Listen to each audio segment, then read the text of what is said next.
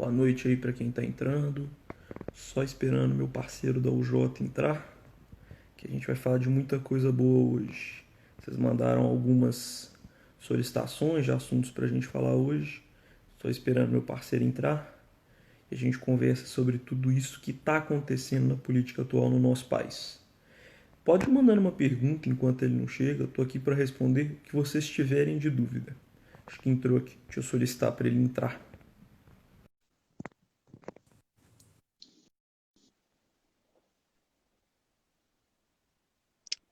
Fala, Bernardo, tá escutando? Tô escutando, só a imagem que não tá saindo. Deixa eu só.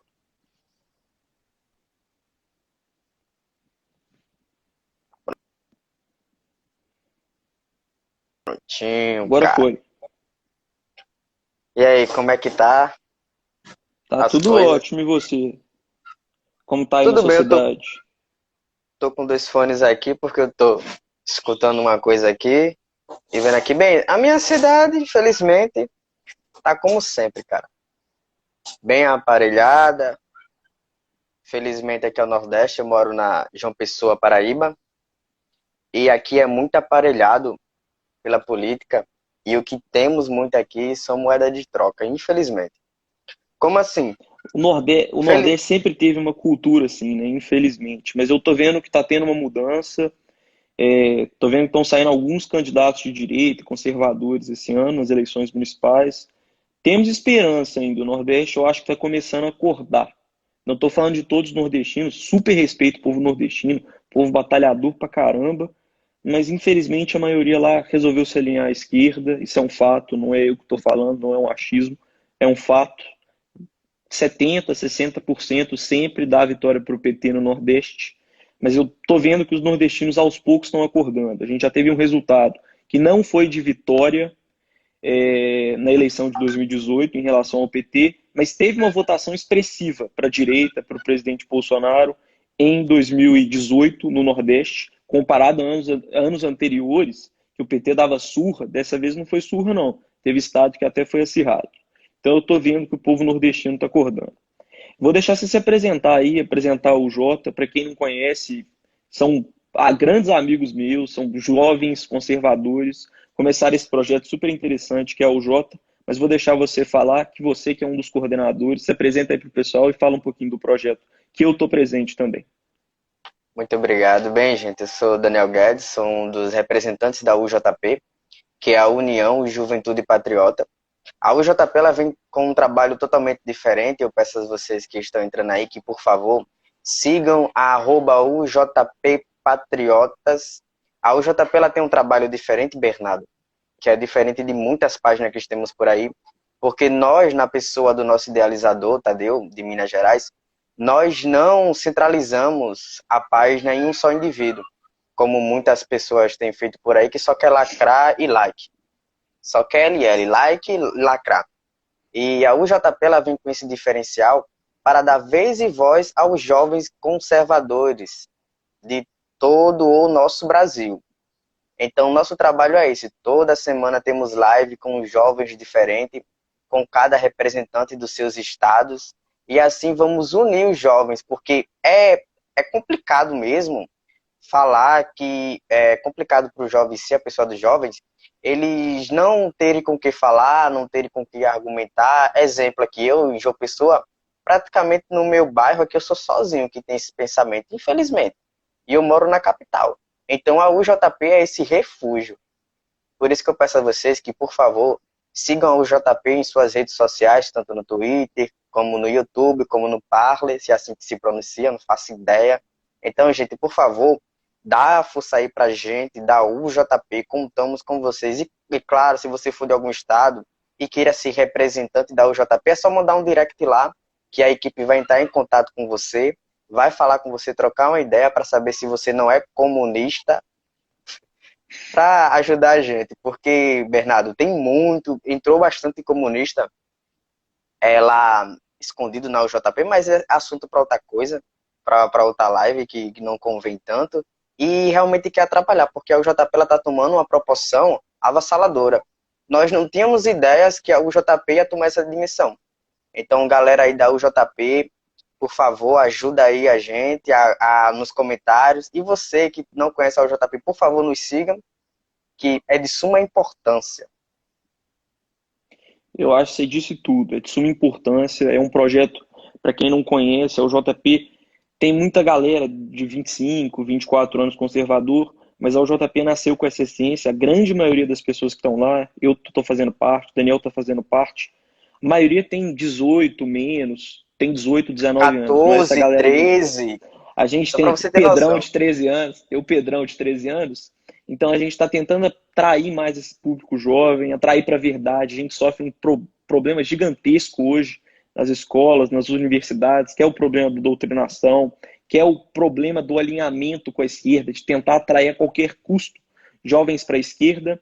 E aí o JP nasceu com essa possibilidade, eu achei o projeto sensacional, acabei me juntando, não estou assumindo gestão em nenhum estado, porque eu estou focado mesmo na minha página, mas super legal, e eu chamei eles para participar da live aqui, para vocês conhecerem um pouco deles, para a gente conversar. Separei alguns assuntos, deixei nos stories. Oba! Hoje eram umas 6, 5 horas, alguns assuntos que vocês queriam que a gente comentasse na live.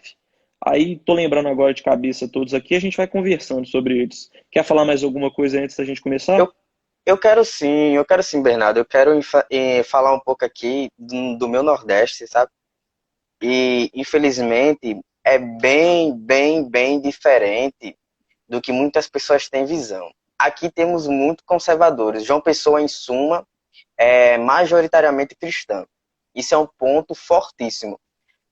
Protestante e católicos ficam empatados. Em seguida vem os espíritas, que também alguns seguem essa ramificação conservadora.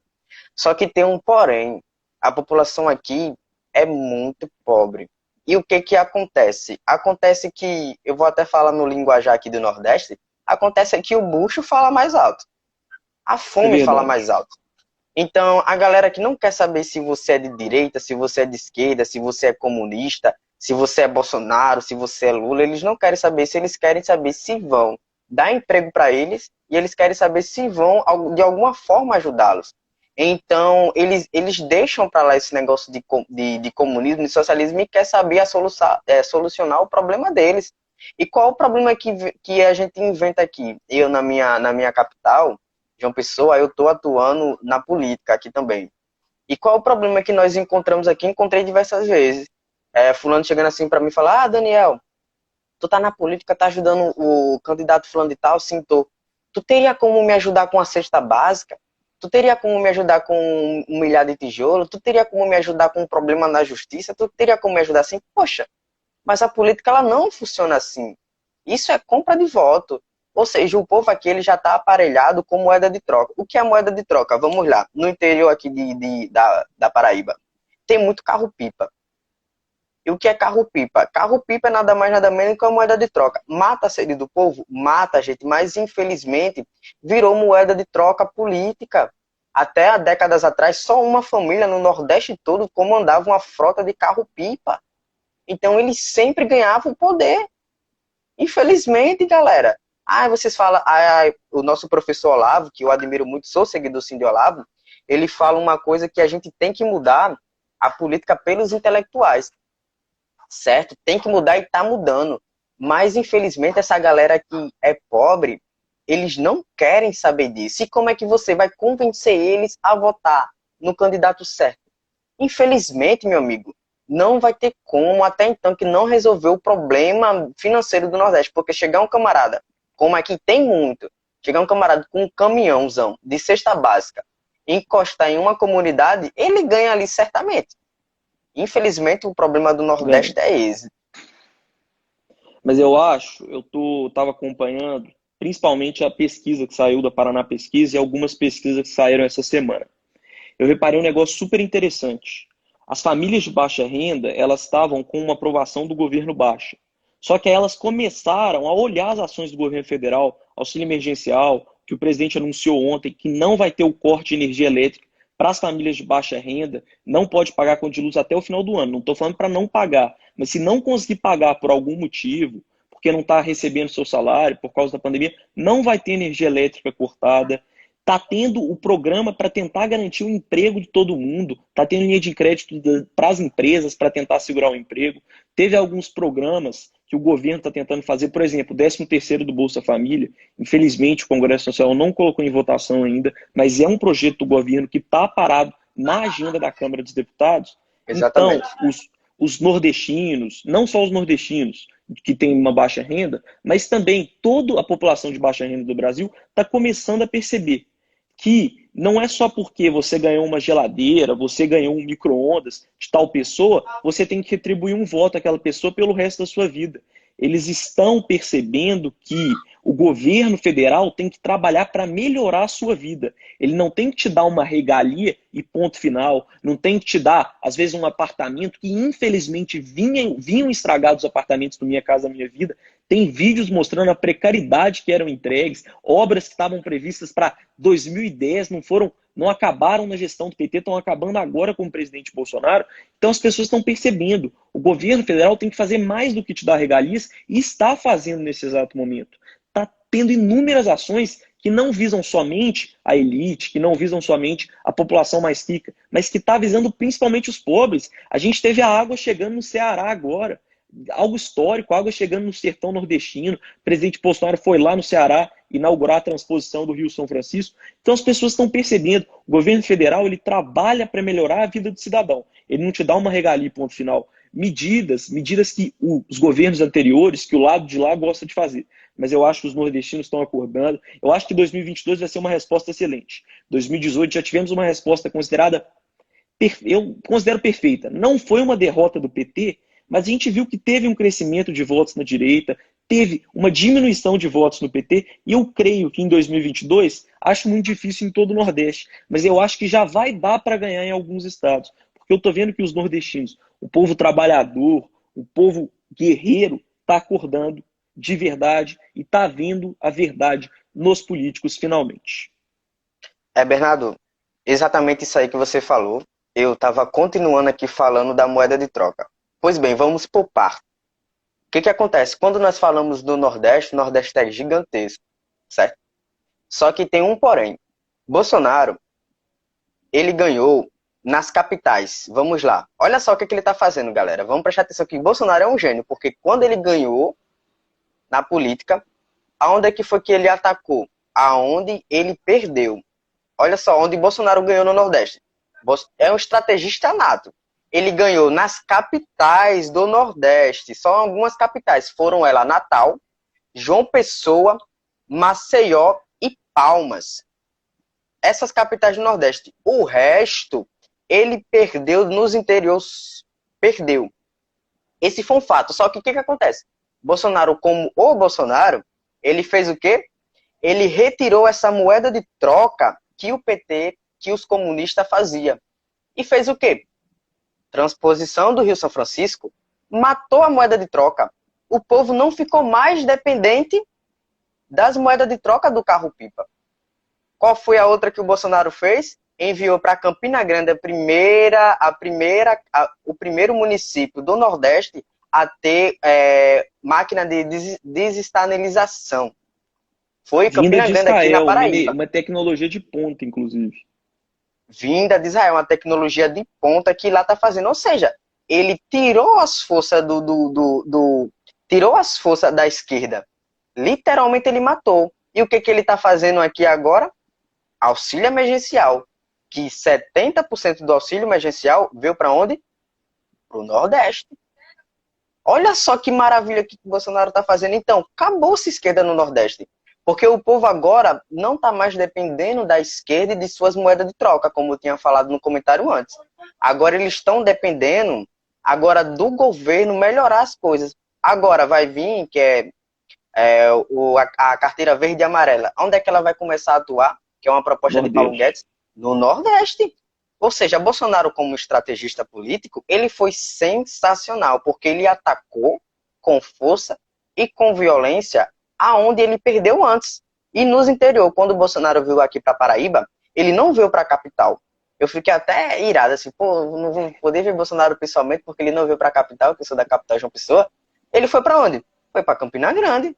Visitou os interior. Por quê? Porque quem é conservador em suma aqui em João Pessoa, que ele ganhou, ressaltando aqui, ele ganhou em Natal, João Pessoa, Maceió e Palmas. O resto São Luís, Teresina, Fortaleza, Salvador é o pior. Salvador Salvador é sempre uma surra e a terra do de petismo. Lula, Pernambuco também perdeu em tudo.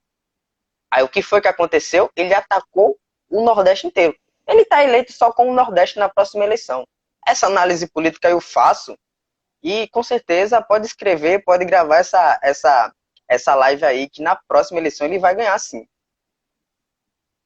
Eu acho que você foi perfeito no seu comentário, Daniel. Resumindo, o povo nordestino é guerreiro, é um povo que está acordando finalmente. E eu vou começar a soltar das perguntas, dos comentários que fizeram para a gente aqui. Eu vou colocando aqui para todo o pessoal ver. Vamos começar com uma da Ana que é da UJP também. Ela pediu para a gente comentar sobre o novo Fundeb. Então, eu tenho estudado muito sobre o novo Fundeb. Pode Eu queria até fazer um vídeo, mas eu resolvi fazer na live aqui mesmo, que eu vi a pergunta. Questão do Fundeb.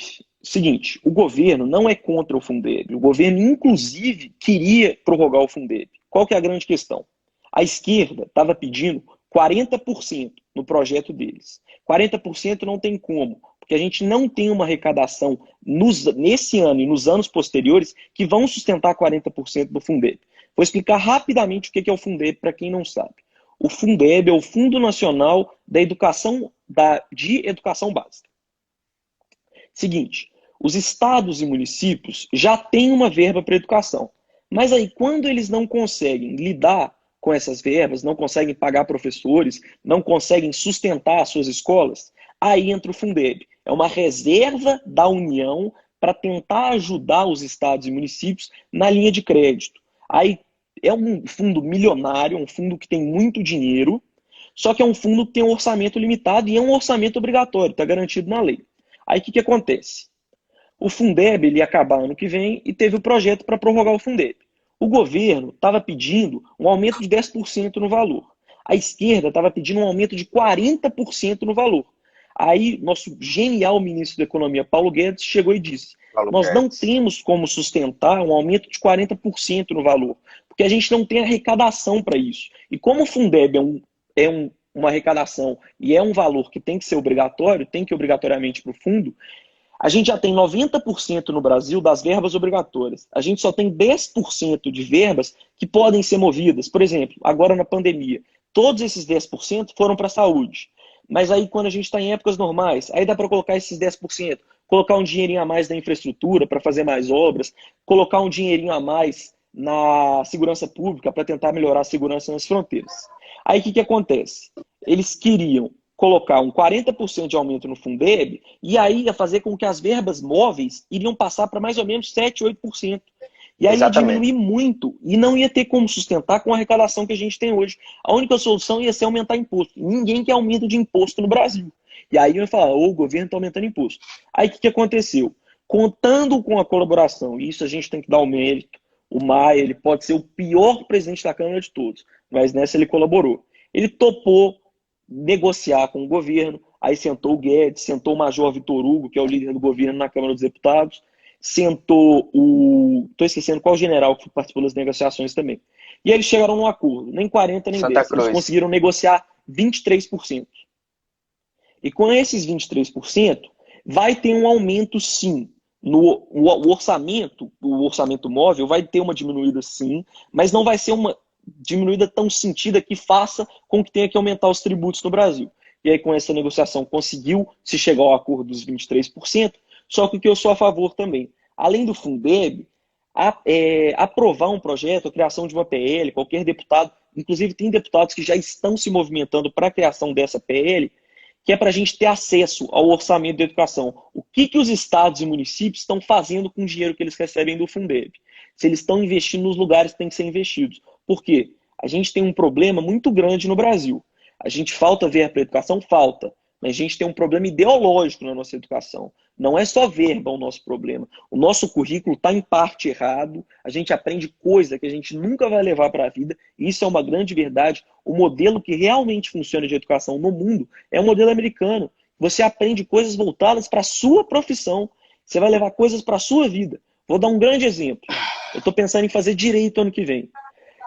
Para que eu vou ter que aprender coisas que eu usaria em engenharia química, por exemplo. Eu tô aprendendo química específica agora. Coisas que eu só usaria se eu fizesse engenharia química ou fizesse um curso superior de química. Para que eu vou ter que usar isso no direito? Tá errado. Eu não estou falando que tem que cortar a química das escolas, mas vou dar um exemplo de como é no modelo americano. A gente tem lá, são 4 anos de ensino médio, diminui um ano no fundamental. Desses 4 anos, nos 3 primeiros anos, um ano você é obrigado a fazer biologia, estou dando um exemplo de ciência da natureza. Um ano você é obrigado a fazer biologia, um ano você é obrigado a fazer química e um ano você é obrigado a fazer física. Aí você vai ter o básico de cada matéria e no seu último ano você vai poder aprofundar no que é do seu interesse, no que vai ajudar você na faculdade, no que vai ajudar você na sua profissão. Eu acho que esse é um modelo que tem que começar a ser aplicado no Brasil. A gente tem um outro problema gigantesco também. Vou deixar você falar do Fundeb, eu vou colocar na outra pergunta aqui, que é mais uma pergunta sobre educação. Fala um pouquinho aí do Fundeb, Daniel. Deixa eu continuar aqui no Fundeb. Principalmente a gente tem que analisar, quando eu faço algumas análises, eu gosto de analisar. Não colocar outra do Fundeb, pra galera Ah, não quiser. deixa eu voltar. Deixa eu Volta voltar. no Fundeb. Pronto. Galera, falando no Fundeb, primeira coisa, vamos analisar, vamos fazer o que a esquerda gosta de fazer, que é ridículo, que é comentários por proporções. Vamos lá. Qual é o maior orçamento da nossa República? Ministério da Educação. O orçamento do Ministério da Educação é maior do que o orçamento do Exército, para você ter noção. Então, é óbvio, evidente que o problema da educação brasileira não é dinheiro. Não é dinheiro. Isso é óbvio. Os outros países, Suíça, Alemanha, Coreia do Sul, Estados Unidos, eles não usam tanto do dinheiro deles como o Brasil usa, se for por proporção. Então, o problema do Brasil não é dinheiro na educação. O problema do Brasil é o aparelhamento político no MEC. Vou Até até tanto colocar aqui que, já para a gente começar a falar disso. até tanto pode colocar, até tanto que o nosso judeu favorito, né, vai entrar, ele saiu do MEC por quê? Porque perseguiram ele, porque ele estava cortando absolutamente tudo. Inclusive, a galera aqui que eu tenho contato da UFPB, da Universidade da Paraíba, eles estavam irados com ele. Por quê? Porque ele estava cortando a regalia das reitorias de cada universidade. Eles estavam cortando cursos desnecessários, porque funciona assim, para quem não sabe, o Ministério, a União manda dinheiro para a Universidade Estadual. Quando manda esse dinheiro para a Universidade Estadual, o que acontece? Você entra no curso de filosofia. Só que esse curso só tem uma pessoa. Ele não pode ser encerrado. Ele tem que continuar até o fim dele, até os 4 anos dele. E o que isso causa? Dinheiro. Então, o problema do Brasil não é dinheiro na educação. Ao contrário, é a galera que está lá, que faz aparelhamento de absolutamente tudo. Então, o Fundeb vem para botar mais dinheiro. Sabe para quê? Qual é a estratégia da esquerda? Que ninguém tá notando, e quem nota não está falando, simplesmente para isso, para pegar o Bolsonaro, sabe em quê? Em crime de probabilidade administrativa. Simplesmente. Se ele não cumpre aquilo que o Fundeb está colocando, que é para ser cumprido, ele cai. Então, meu amigo, acabou-se. É Porque é uma simples, verba simples. obrigatória. Eles estão É uma tentando fazer o verba. governo ficar sem um gap, sem um espaço para poder investir em outras áreas, para falar, pô, tá pegando dinheiro daqui que é obrigatório e investir em outro lugar. Aí pode falar que é pedalada fiscal, pode falar que é improbabilidade administrativa. Estão Só que tem um tentando porém. criar maneiras do governo errar. Mas o governo está sendo esperto, porque ele está negociando com a Câmara e está conseguindo aprovar maneiras, jeitos que vão fazer com que ainda tenha esse gap para poder locomover entre os vários ministérios dos que mais precisam. Exemplo, agora a saúde está precisando. A verba total, as verbas móveis estão no Ministério da Saúde para tentar combater a pandemia. Também tem uma parte no Ministério da Economia para pagar auxílio emergencial e para tentar pagar os programas de seguro ao emprego. Só que para finalizar aqui o Fundeb, o que acontece? Acontece que o governo primeiro tem que arrecadar, porque não tem dinheiro, tem que arrecadar para poder pagar. O que está acontecendo com o auxílio emergencial? Paulo Guedes, ele está arrecadando primeiro para depois pagar. Simplesmente é o seu imposto sendo devolvido para você mesmo. É absolutamente isso que está acontecendo. Então, vão pegar Bolsonaro, com certeza nisso aí, se não passar a reforma de Paulo Guedes agora. Vamos tocar outra pauta. Próxima pauta, continuando na educação. Deixa eu olhar Vixe! até quem fez a pergunta aqui. Chama Mirna, perguntou para a gente sobre a política partidária nas escolas. Então vamos começar falando. Doutrinação é um problema gravíssimo que a gente encontra no nosso país atualmente. A gente pede, não sou só eu, mas todos os movimentos de direita, a gente pede desesperadamente, todo dia, a aprovação do Escola Sem Partido. E o que é o Escola Sem Partido? Muita gente fica na dúvida. Eles acham que o Escola Sem Partido é para prender professor que doutrina em sala de aula. Não, não é. O Escola Sem Partido, ele defende, acima de tudo, colocar um cartaz em cada sala de aula do Brasil falando os direitos do aluno e quais são os deveres do professor. E nele vai estar escrito, por exemplo, número 1, o dever do professor é passar conhecimento, não passar opinião, não formar opinião. Ponto 2, se o aluno escutar política em sala de aula, ele tem direito a entrar na justiça. Ele vai estar explicando para o aluno que aquilo que o professor está fazendo com ele é errado, é algo que é antiético, é algo que é contra a moral e é algo que é contra a lei. Porque professor que doutrina em sala de aula, você pode entrar na justiça. Atualmente, a gente está tendo um problema gravíssimo de doutrinação nas aulas online. Daniel vai poder falar como é no Nordeste, mas aqui, gente, vocês não têm noção. Na minha escola, eu estudo em escola particular, eu sei que em escola pública o problema é ainda maior. Mas na minha aula, a minha professora de literatura e produção de texto colocou um texto na plataforma que a gente está usando, o título do texto, um texto que foi escrito, inclusive, por um cara que é filiado ao PT, adivinha qual era o título do texto? Por que Qual? Bolsonaro é um genocida? E no final do texto, pediu o impeachment do presidente e comparava ele aos regimes nazistas e fascistas. Aí o Por que eu favor, fiz? tá Mandei bom. uma resposta à altura para a professora. Falei, ô minha amiga, primeira coisa, vai estudar o que é nazismo e o que é fascismo, que você vai ver que você está falando uma grande bobagem. Segunda coisa, eu posso te processar se eu quiser. Eu não quero te processar porque eu não quero arranjar confusão com a escola. Mas eu posso processar ela se eu quiser. Porque é meu direito e eu não estou aí para ficar ouvindo doutrinação. Eu pago ela, escola particular a gente paga, eu estou pagando a professora para ela me ensinar, para ela me transmitir conhecimento. Eu não estou pagando ela para transmitir opinião. Arranjei maior confusão lá na escola, chegou na direção, eles deram aquela bronca na professora.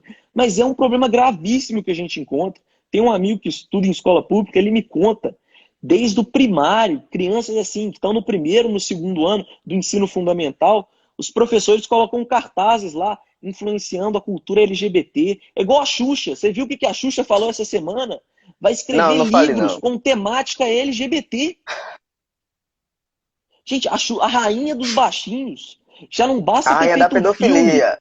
A rainha da pedofilia. Já não basta ela ter feito um filme que ela beijava uma criança na boca. Agora ela vai e quer escrever um livrozinho com temática LGBT. Gente, deixando claro, eu não sou contra gays, eu não sou homofóbico. Eu só não acho que não tem que se influenciar crianças para esse lado agora. Cabe aos pais educar sobre gênero, educar sobre sexualidade. Não cabe à escola. A escola está lá para te ensinar o que Getúlio Vargas foi, quais foram os presidentes do Brasil, sem opinião, trazendo fatos. Por que o regime militar não foi uma porcaria? Porque se você para estudar, na minha escola eles tentam passar aquela opinião. Os militares quebraram o Brasil. Os militares só fizeram cagada. Aí eu parei para estudar, eu vi que o Médici salvou a economia do nosso país. Se não fosse o milagre econômico, se não fossem os militares, os comunistas tinham tomado o poder, e aí eu nem sei onde a gente estaria hoje. A gente estaria no patamar de Cuba, Venezuela. Eu vi até uma frase muito interessante hoje, no Leitura Conservadora, no Instagram aqui. Ele falou assim, a gente estuda história duas vezes. A gente estuda história uma vez para passar de ano e a gente estuda história a segunda vez para saber da verdade. Eu acho que é bem isso e eu acho que essa frase resume meu pensamento. Tô falando muito aqui, Daniel. Fala um pouquinho aí. Não, não, muito pelo contrário, você pode ficar à vontade, mas como me passou a palavra, eu quero falar aqui para a galera que entrou agora, por favor, gente, sigam a UJP, dá essa força aí pra gente, que conheça o nosso trabalho, se você quer ser um representante, ou se você acha que no seu estado você não tem vez, não tem voz, na UJP você vai ter sim. Bem, como eu estou no Nordeste, como eu sou nordestino, eu vou contar o que aconteceu comigo. No ano de 2015, eu estava no segundo ano do ensino médio. O que foi que aconteceu? Você não vai acreditar. No livro de literatura pós-moderna, literatura pós-moderna, o nome já é um lixo. Porque de literatura eu estou aprendendo agora. Você vê de literatura, E a aonde é que eu literatura de consegui? verdade. Aonde eu consegui esse livro? Olha, ele é tão velho, ele é datado de 1890. Isso aqui eu consegui na livraria do Exército. O Exército estava jogando fora, você viu o Exército? O Exército estava jogando fora, é um colega meu, advogado Mendonça, agora ele é sargento da ESA. Ele me deu. Ótimo, depois eu comento com o que ele vem dizendo que serve muito para o jovem. Pois bem, no segundo ano do ensino médio, eu estudando à noite, que eu sempre trabalhava, e à noite é uma porcaria o ensino. A professora de português tinha lá um exercício para fazer, interpretação de texto. Vamos lá interpretar um texto de uma banda conhecidíssima dos anos 2000. Não estou falando mentira, Bernardo. A banda conhecidíssima dos anos 2000, qual era? Racionais.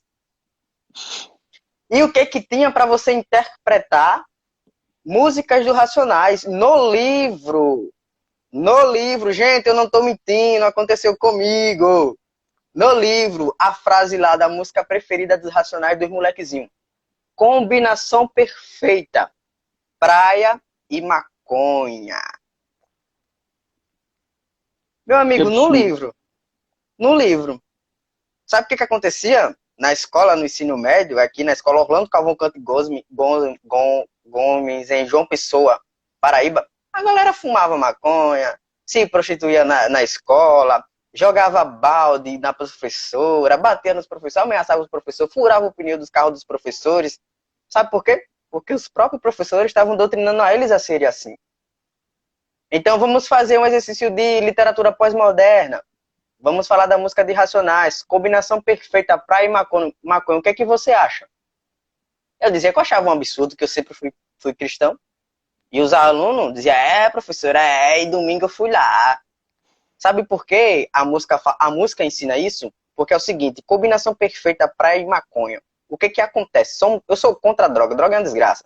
Mas os meninos que eles fumam escondido, quando fumam pela primeira vez, os olhos deles ficam vermelhos.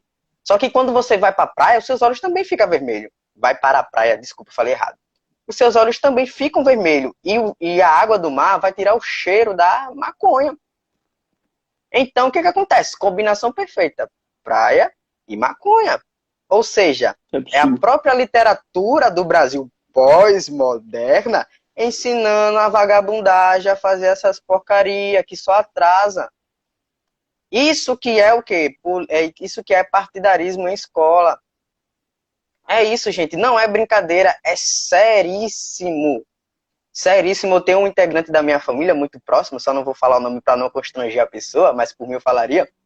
Ela passou de ano simplesmente, sabe por quê? Porque ficou grávida, não pôde mais ir para a escola, levava o atestado e passava de ano. Simples assim. Absurdo.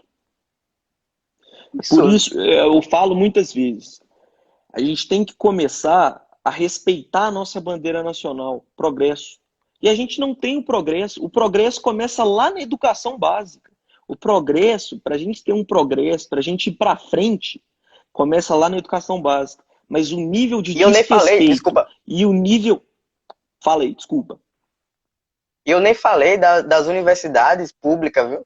Particular, que eu já fui aluno de escola As particular. públicas... Aqui, meu amigo, a particular.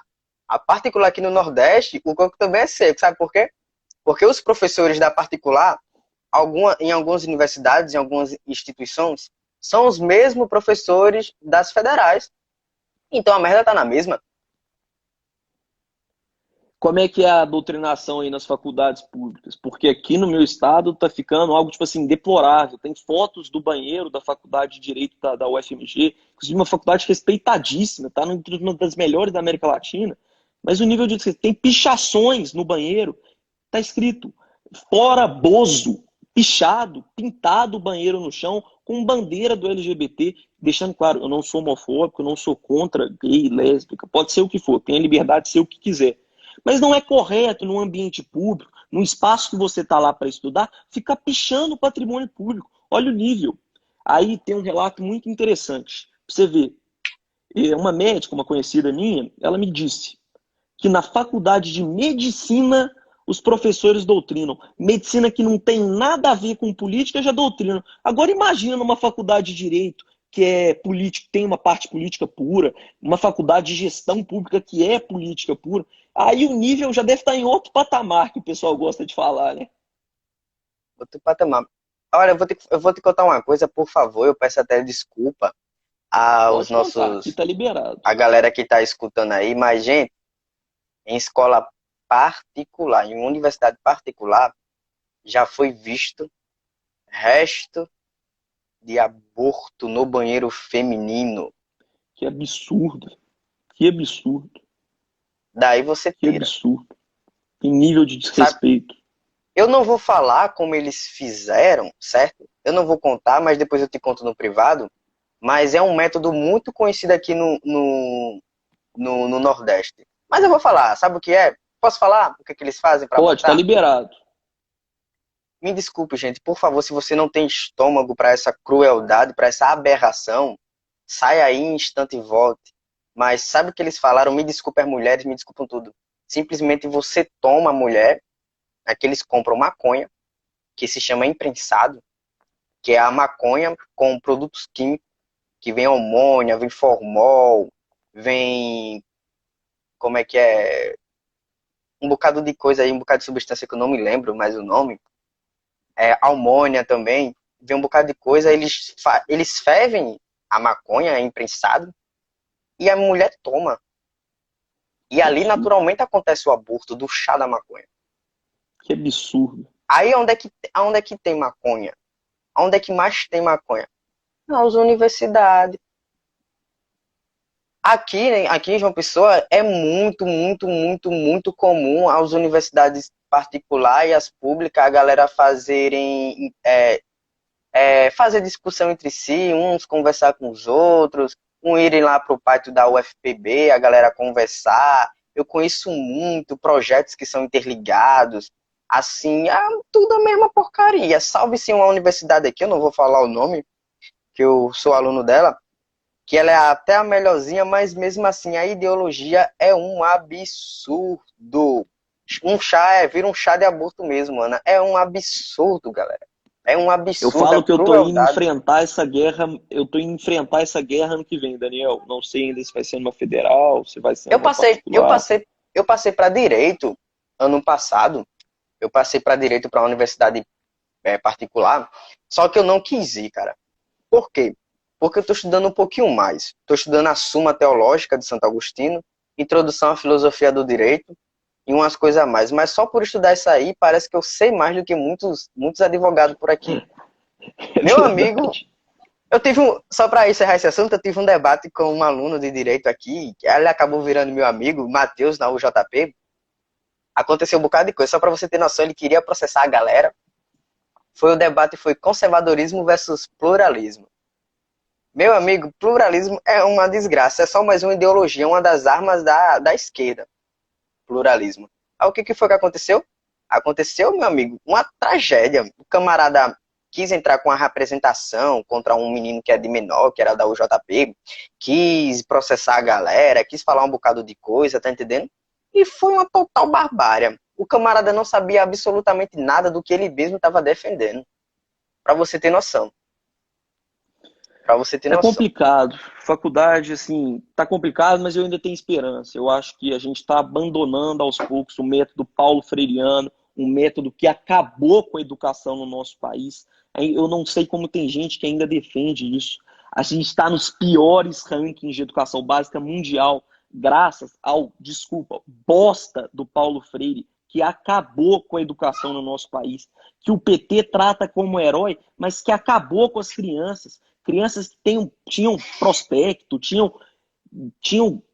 uma genialidade, podiam ir longe na vida, mas o método Paulo Freire destruiu elas.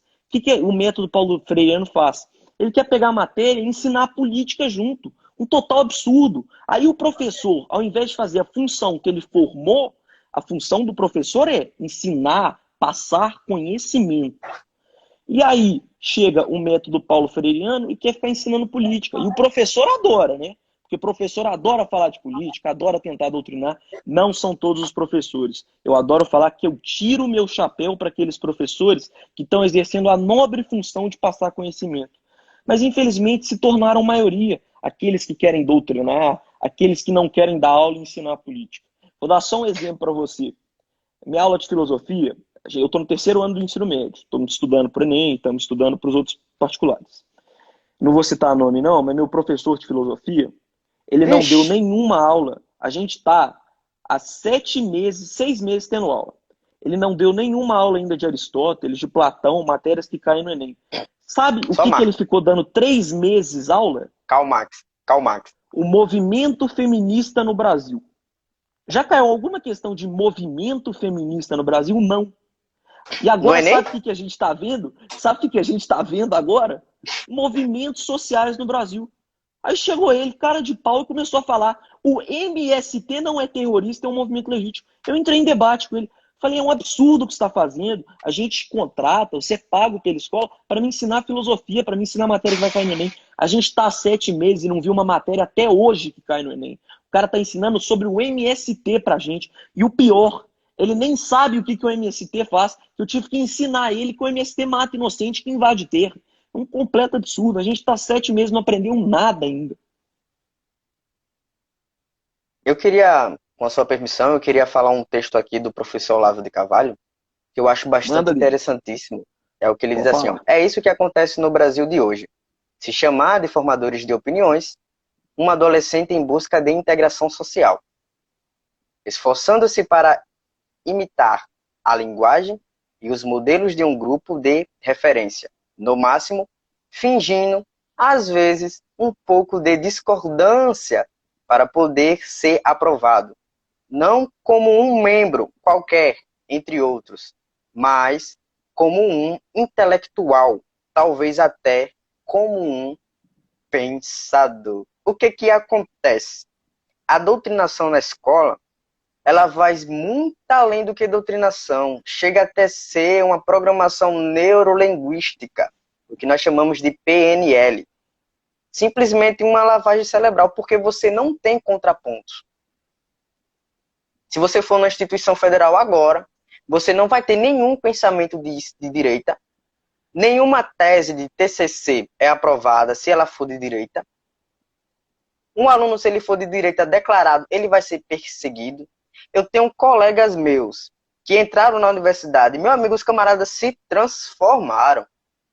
Se transformaram. Deixa a barba crescer, cabelão crescer, nada contra, né? Mas botar alargador, mudar de estilo, literalmente, é isso que o professor Olavo fala. O que acontece? Acontece que não se tem referência de direita nas universidades. Então, passou além da doutrinação. É simplesmente uma lavagem cerebral, porque você não tem contraponto, você não tem uma doutrina específica para você combater, porque doutrina você vai analisar, doutrina você vai estudar, você vai bater contra. Passou disso, a situação está tão precária que passou de doutrina, agora é lavagem cerebral nitidamente. Nitidamente. Olha só, formadores de opinião, um adolescente em busca de integração social. Aí, com a sua permissão, por favor, que eu falo demais, mas você pode parar.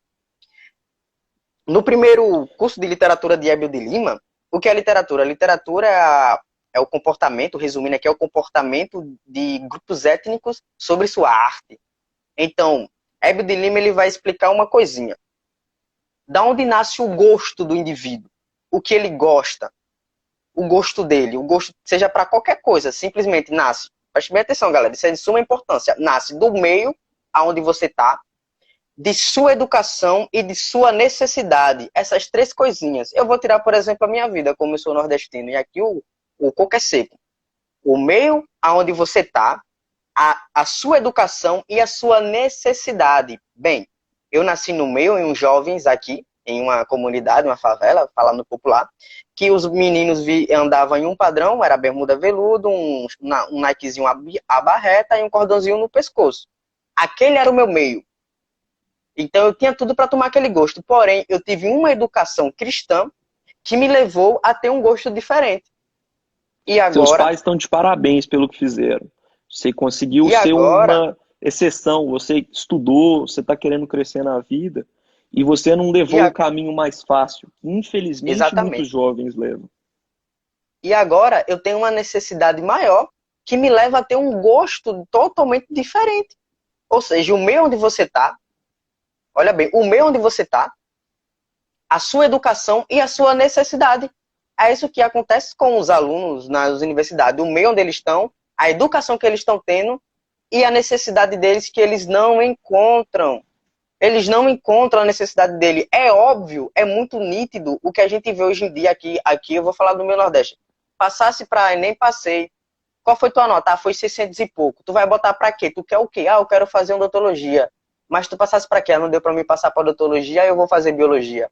Ah, eu vou fazer administração, eu vou fazer sociologia, eu vou fazer letras clássicas. Então, eles não sabem qual é a necessidade deles.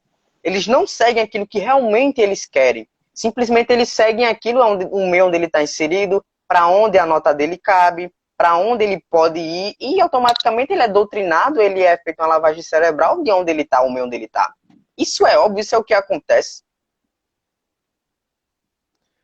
Acho que você falou tudo. Eu acho que o nosso papo aqui foi espetacular sobre doutrinação. Depois a gente vai marcar mais uma live com o Jota. O Instagram está me mandando notificação aqui que daqui 5 minutos vai encerrar a live. Então eu vou agradecer você. Depois a gente vai bater mais um papo. Eu faço uma live Claro, com depois certeza. pelo perfil do Jota. A gente conversa o que vocês quiserem. Deixe seu recado final aí, a galera que chegou agora, seguir o Jota, o pessoal que está pela Jota me seguir. Deixe seu recado final aí. Tamo junto. Galera, minhas considerações finais a vocês. Eu agradeço muito a vocês por participarem até agora e ouvir a gente, principalmente eu que falo pra caramba, se deixar eu falo mesmo. Gente, por favor, sigam o JP, também sigam o perfil do Bernardo, é de suma importância agora. A galera que adora o JP, dá uma forcinha, compartilha essa live. Eu espero que ele venha a salvar essa live pra gente postar na UJP, que é muito bom pra gente. Gente, por favor, dê força, vamos unir a direita. Vocês não estão só, a UJP está aqui para isso, para dar vez e voz para vocês. Então, gente, por favor, conto com vocês no perfil do Bernardo também, nas redes sociais deles, nas redes sociais da UJP. Vou ficar muito agradecido por vocês, hein? Obrigado. Obrigadão, viu? Depois a gente vai marcar mais um. Tamo junto. Tamo junto, pode chamar. Então agradecer aí o Daniel. Participado. Muito obrigado aí para você que participou. Se vocês, acho que o pessoal gostou muito da live. Vou tentar fazer mais uma esse final de semana, mas aí não vou ter convidado não. Aí eu vou querer conversar com vocês, bater um papo, vocês me contam como tá a quarentena aí no estado de vocês. Obrigado aí, quem puder seguir meu perfil, compartilhar algum vídeo meu, ia ficar muito agradecido. Estamos crescendo aos poucos. Uma boa noite para todo mundo. O Instagram está mandando notificação que vai encerrar a live em 3 minutos. Então tem alguma pergunta para me deixar aí, eu respondo agora no finalzinho. Muito obrigado para todo mundo que participou. Até o Rafa entrou aqui na live. Candidato a vereador aqui em BH. Cara muito gente boa, cara que pode mudar a política aqui em BH. É isso, gente. Uma boa noite. Muito obrigado mais uma vez para quem assistiu, para quem estava mandando mensagens aqui. Não consegui ler todas, mas eu acho que tem uma mensagem essencial. Acho que a Raquel, se não me engano, na hora que a gente estava falando de doutrinação, ela colocou uma mensagem super importante, que é a qual? Que a gente tem um problema no currículo também. A gente falou um pouco de currículo, mas a gente não enfatizou. Ela tem razão, a gente tem um problema gigantesco no currículo da educação no nosso país. Então foi isso, gente. Live foi sobre educação, sobre doutrinação hoje. E vamos tentar. Sigam a Debater BR. O Enzo está me lembrando aqui. Outra página que a gente criou para jovens. Vou deixar o link nos stories depois. O Enzo me lembrou aqui agora. É isso, gente. Uma boa noite para todo mundo. Um bom final de semana. Se eu conseguir, não prometo, faço mais uma live. Saiu o vídeo hoje, vídeo comentando sobre as pesquisas lá da Paraná Pesquisas. Dá uma moral lá, assiste lá que ficou bem legal. E aquele vídeo que eu fiz da manifestação deu uma viralizada boa. Conto com vocês. Boa noite mais uma vez. Tamo junto.